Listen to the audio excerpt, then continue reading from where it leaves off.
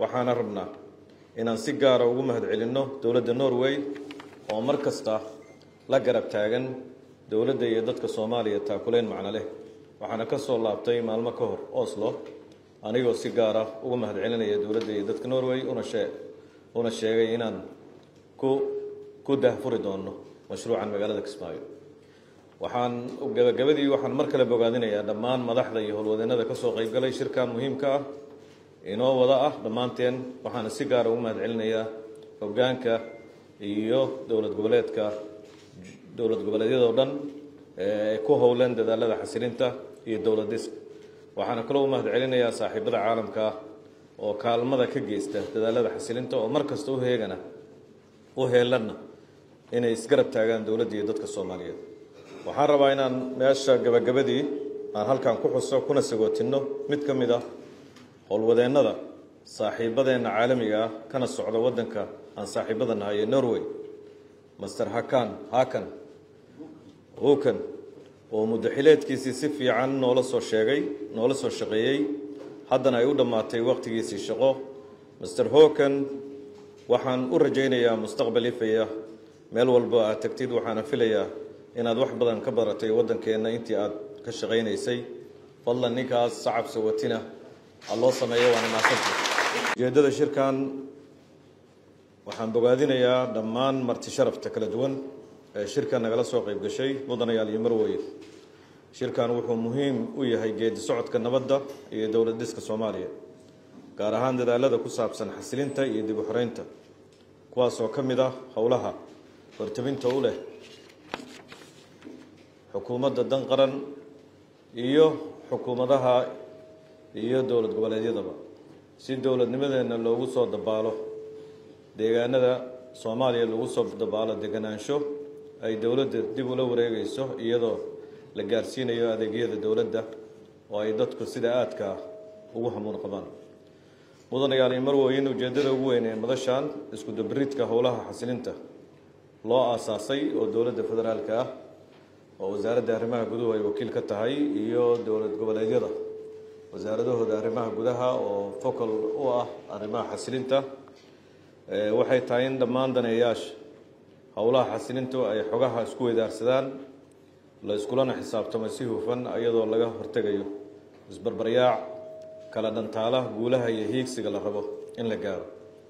waxa kale oo kulankan loogu talagalay in lagu xalliyo caqabadaha ka dhasha hirgelinta qorshayaasha ku aadan dadaalada xasilinta lagana faa'iideysto fursadaha markasta jira si aan u gaarno guulo wax ku ool ah kuwaas oo ka turjumaya mas'uuliyadda baaxadda leh ee naloo imaday dardargelinta howlaha xasilintu waxay meesha ka saaraysaa colaadaha iyo qolyaha ka faa'iideysta isku dhaca beelaha gaar ahaan khawaarijta waxaana beddelkooda galaya dawladnimo loo dhan yahay oo horseeda nabad xasilooni iyo baraare taasna waxay ku imaan kartaa annagoo dhammaanteen gacmaha isqabsanna isku duubnaana si aan u tiigsanno ugana dhabayno hididiilahaas mudanayaal marweyn Soomaaliya waxay ku mahmaadaa far kaliyihii fool ma dhaqdo waxaad ogtihiin howlaha xasilintu inay yihiin howlo hay'ado badan ay ku lug leeyihiin lana dhihi karo dhammaan hay'adaha kala duwan oo dawlad goboleedyada iyo hay'adaha dawladda dhexaba waxay u yihiin xudun waxayna laga maarmaan ah in hay'adahaas kala duwan ay coordination fiican yeeshaan si loo gaaro wada shaqayn sax ah adeegii bulshada la gaarsiin lahaana uu u gaaro sida ugu dhow dadkii lagu talagalay waxaan rabaa inaan wasaaradaha arrimaha gudaha marka laga soo tago in wasaaradaha amniga caafimaadka waxbarashada cadaaladda iyo wasaaradaha gargaarka iyo hay'adda Sodma ay dhammaantood udubdhaxaad u yihiin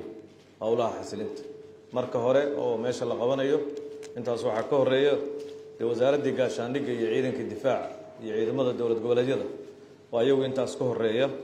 oo meesha sii xaaqaya oo khawaarijta ka qabanaya marka dhammaan waxaa looga baahan yahay annagoo Muqdisho u ballansan kulan kale oo runtii review lagu sameeyay istaraatiijiyadda xasilinta maalmaha soo socda dhammaanteen aan haddana mar kale halkaas way tegi doono oo si UN-kiina way sahabeeyeen hal xafiis bay samaysteen iyo hay'adaha caalamiga ah annagana coordination-keena inuu noqdo hal meel marka kaasna maalmaha soo socda la soo bandhigi doonaa runtii kaalimaha kala duwan ee la kala qaadanayana meeshaas ayaa lagu soo bandhigayaa waxaa nasiib wanaaga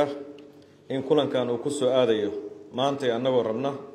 inaan daahfurno mashruuc cusub ee Prosperous la yiraahdo mashruuc halkan ku dhagan oo dawladda xasilinta iyo horumarka asaguna ku lug leh barnaamijkan waa mid wax ku oola oo saameyn togan uga tagaya hay'adaha dawladda iyo bulshadeenaba waxaanu mashruucan cusubi xoogga saarayaa inuu taabageliyo howlo la taaban karo oo muuqda sida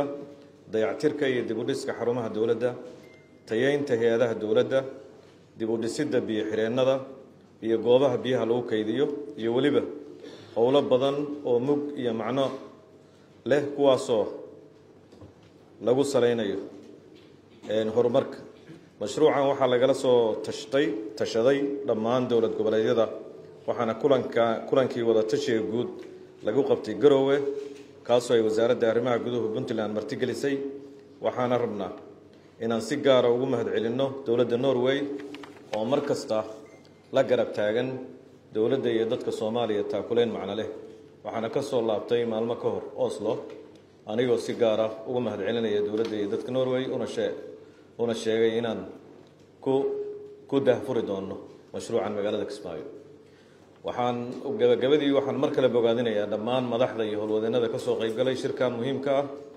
inoo wada ah dhammaanteen waxaan si gaar ah ugu mahadcelinayaa hoggaanka iyo dowlad goboleedyada oo dhan ku howlan dadaalada xasilinta iyo dowlad dhiska waxaan kaloo u mahadcelinayaa saaxiibada caalamka oo kaalmada ka geysta dadaalada xasilinta oo mar kasta